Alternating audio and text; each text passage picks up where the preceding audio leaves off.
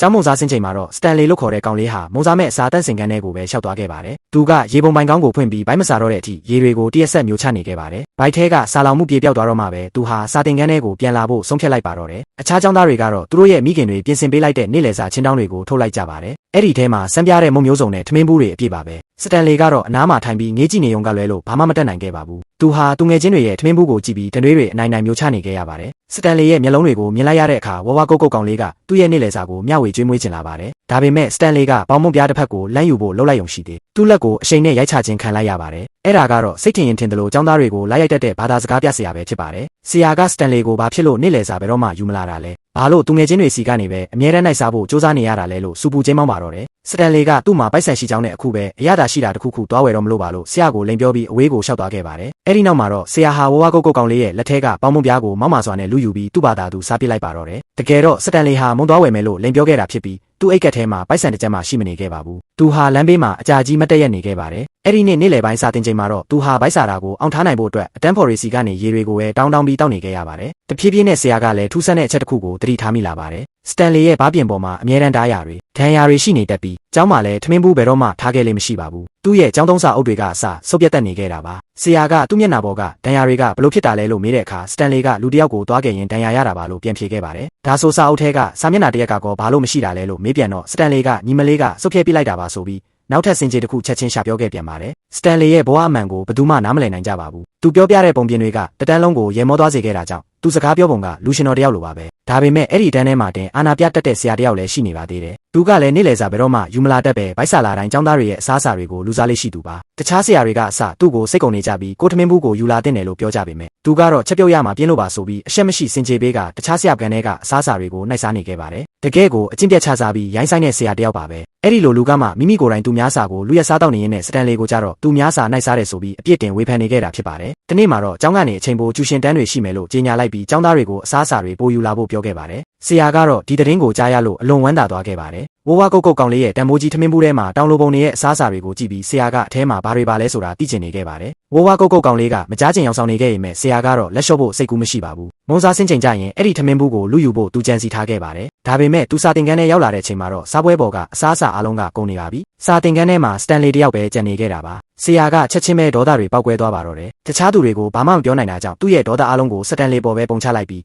မင်းဘာလို့ထမင်းဘူးဘယ်တော့မှယူမလာတာလဲဘာလို့သူငယ်ချင်းတွေစီကပဲအမြဲတောင်းစားနေရတာလဲနောက်ဆုံးတော့ငါမှပါငဲရတော့မယ်ဆိုပြီးဆွဆွဲရတော့တယ်စတန်လီကတော့ခေါင်းကုန်ပြီးတိတ်ဆိတ်စွာပဲနေခဲ့ပါတယ်ဆရာကမနှက်ဖြန်သူထက်လာခဲ့မယ်လို့တတိပေးပြီးထွက်သွားခဲ့ပါတယ်နောက်တစ်နေ့မုံစားဆင်းချိန်မှာတော့ကျောင်းသားတွေကစတန်လီကိုနွေးနွေးထွေးထွေးနှုတ်ဆက်ပြီးအတူတူစားဖို့ဖိတ်ခေါ်ကြပြန်ပါတယ်ဒါပေမဲ့ဒီတစ်ချိန်မှာတော့စတန်လီကညှင်းဆန်ခဲ့ပါတယ်သူ့မိကနေ့လယ်စာပြင်ဆင်ပေးထားပြီးအိမ်မှာစောင့်နေလို့ပါလို့သူကဆိုပါတယ်စတန်လီထွက်သွားပြီးမကြခင်မှာပဲဆရာကရောက်လာပြန်ပြီးကျောင်းသားတွေကျွေးတဲ့နေ့လယ်စာတွေကိုကောင်းချီးပေးတယ်လို့မျိုးလောဘလာကြီးငုံစားပါတော့တယ်ဟင်းရည်တွေကလည်းသူ့ရဲ့နှုတ်ခမ်းထောင်းကနေစီးကျနေခဲ့တာပါအဲ့ဒီနေ့ကစားပြီးစတန်လီဟာမုံစားဆင်းချိန်တိုင်းပျောက်သွားခဲ့ပါတယ်နောက်ဆုံးတော့အတန်းဖော်တယောက်ကသူ့နောက်ကိုတိတ်တဆိတ်လိုက်ချောင်းကြည့်ခဲ့ပါတယ်ဒါပေမဲ့သူတို့စတန်လီကိုတွေးလိုက်ရတဲ့အချိန်မှာတော့သူကအိမ်မှာထမင်းစားနေတာမဟုတ်ပဲလမ်းဘေးမှာတယောက်တည်းဒီတိုင်းမတက်ရက်နေခဲ့တာဖြစ်ပါတယ်တကယ်တော့သူ့မိကသူ့အတွက်နေ့လယ်စာဘယ်တော့မှပြင်ဆင်မပေးခဲ့ပါဘူးအမှန်တရားကိုသိသွားတဲ့အခါဝဝကုတ်ကုတ်ကောင်လေးကစတန်လီသူတို့ကိုလိန်ပြောခဲ့မှန်ရိပ်မိသွားပါတယ်စတန်လီကသူ့မိဘတွေကအဝေးကိုအလုပ်သွားလုပ်နေကြတာဖြစ်ပြီးအိမ်မှာသူ့ကိုထမင်းချက်ကျွေးမဲ့သူမရှိလို့ပါလို့ရှင်းပြခဲ့ပါတယ်ဒါကိုကြားရတဲ့အခါတစ္ဆာရှိရဲ့ဝဝကုတ်ကုတ်ကောင်လေးကသူ့ရဲ့နေ့လယ်စာကိုချက်ချင်းမျှဝေကျွေးမွေးခဲ့ပါတယ်ဒါပေမဲ့စတန်လီကတော့ကန်တင်းမုံစားတန်းမှာဆရာနဲ့တိုးမာကိုကြောက်လန့်နေတော့မှာပဲနောက်တစ်နေ့မှာဆရာကရောက်လာပြန်ရာစာသင်ခန်းတစ်ခုလုံးဝဗလာချင်းနေတာကိုပဲတွေ့ရပါတော့တယ်နေရာနဲ့လိုက်ရှာပေမဲ့ဝါကုတ်လေးနဲ့တခြားသူတွေကိုရှာမတွေ့တာကြောင့်သူဟာအရှက်မရှိပဲလှုပ်ဖော်ကိုင်ဖက်ဆရာတွေစီကနေပဲအစားအစာတောင်းစားခဲ့ရပြန်ပါတယ်နောက်တစ်နေ့စာသင်ချိန်မှာဆရာကဝါကုတ်လေးကိုဒေါသတကြီးဆက်ကြည့်ပြီးမနေ့ကမင်းတို့ဘယ်မှာသွားစားကြတာလ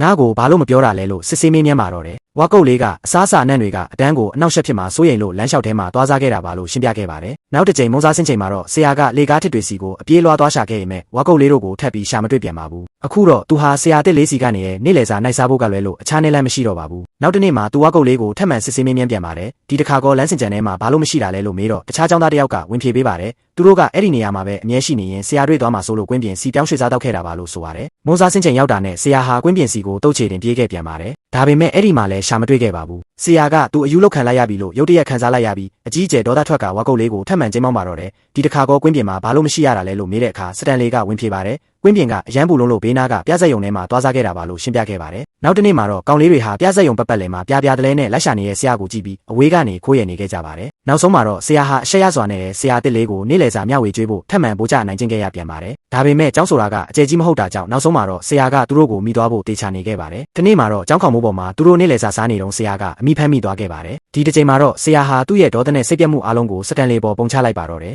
သူကစတန်လီကိုဖျားဖျက်စီးစီးလို့ခေါ်လိုက်ပြီးတကယ်လို့မင်းထမင်းဘူးယူမလာနိုင်ရင်ဒီကျောင်းကိုဘယ်တော့မှချေဦးမလဲလာနဲ့တော့လို့ချင်းချောင်မောင်းထုတ်လိုက်ပါတော့တယ်စတန်လီအိမ်ပြန်ရောက်တဲ့အခါမှာတော့အလုပ်ကိစ္စတွေကူမလုပ်ပေးလို့ဆိုပြီးသူ့ဦးလေးကသူ့မျက်နှာကိုလက်ဝါးနဲ့နှစ်ချက်ဆင့်ပြီးရိုက်ပစ်လိုက်ပါတယ်ဆရာရဲ့ချင်းချောင်မှုကိုကြောက်လန့်သွားတဲ့စတန်လီဟာကျောင်းလုံးဝမတက်တော့ပဲနေခဲ့ပါတော့တယ်စတန်လီမရှိတော့တဲ့အခါအတန်းဖော်သူငယ်ချင်းတွေဟာနေ့လယ်စာကိုပျော်ပျော်ရွှင်ရွှင်မစားနိုင်ကြတော့ပဲသူ့ကိုအလွန်လွမ်းဆွနေခဲ့ကြပါတယ်ဒီနေ့မှာတော့ကျောင်းကိုဂီတပြိုင်ပွဲဖိတ်စာတစ်ဆောင်ရောက်ရှိလာခဲ့ပြီးဆရာတွေကအရေးချင်းရှိတဲ့ကျောင်းသားတွေကိုရွေးချယ်ဖို့လုပ်ကြပါတယ်အဲ့ဒီအချိန်မှာဝါကုတ်လေးနဲ့တခြားသူတွေကစတန်လီကိုတတိယသွားကြပါတယ်ဂီတဆရာရဲ့အားပေးကူညီမှုကြောင့်စတန်လီဟာလူရေးပွဲစခန်းကိုဝင်ရောက်ခွင့်ရခဲ့ပါတယ်လူရေးပွဲအောင်မြင်သွားပြီးတဲ့နောက်မှာတော့စတန်လီဟာဒီသတင်းကောင်းကိုသူငယ်ချင်းတွေကိုပြောပြဖို့ကျောင်းစီအပြေးလွှားပြန်လာခဲ့ပါတယ်နောက်တစ်နေ့မှာတော့စတန်လီဟာဆရာရဲ့ရှေ့မောက်မှာတင်ထမင်းဘူးတပူးကိုကျောင်းစီတကယ်ယူလာခဲ့ပါတယ်သူကထမင်းဘူးကိုဖွင့်ပြပြီးဆရာကိုတောင်မျှဝေကျွေးမွေးခဲ့ပါသေးတယ်အဲ့ဒီနောက်သူကကျွန်တော်ခုကျောင်းပြန်တက်လို့ရပြီလားဟင်လို့တိုးတိုးလေးလက်မေးခဲ့ပါတယ်အဲ့ဒီစကားလုံးတွေကိုကြားလိုက်ရတဲ့အချိန်မှာတော့ဆရာဟာရုတ်တရက်ရင်ထဲထိသွားခဲ့ရပါတယ်မိမိရဲ့လောက်ရက်ကဘလောက်တောင်ယုံရင်ကြမ်းတမ်းပြီးရုံမာခဲ့လဲဆိုတာသူချက်ချင်းနားလည်သွားခဲ့တာပါသူဟာမျက်ရည်တွေကိုတုံရင်အဆက်တကွဲနဲ့အဝေးကိုရှောက်သွားခဲ့ပါတော့တယ်